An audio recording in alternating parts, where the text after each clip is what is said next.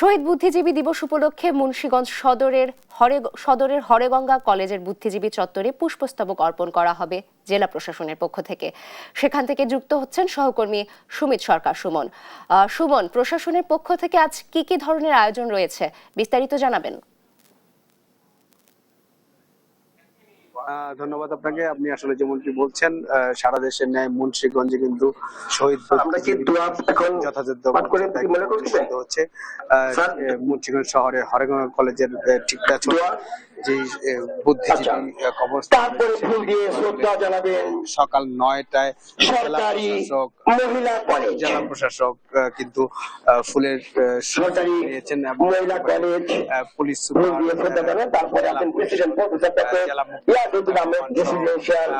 বিভিন্ন সরকারি প্রতিষ্ঠানের কর্মকর্তারা এই ফুলের পাশাপাশি কিন্তু এই ফুলের শুভেচ্ছা জেলা প্রশাসনের আয়োজনে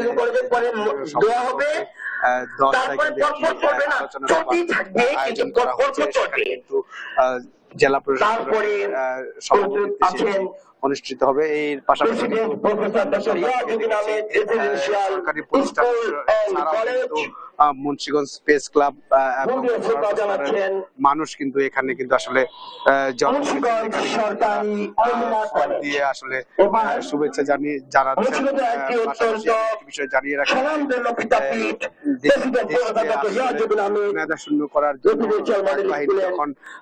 তারা যখন দেখছে যে আসলে তাদের বিজয় অনিশ্চিত, তারপরে কিন্তু শহীদ বুদ্ধিজীবীরা আসলে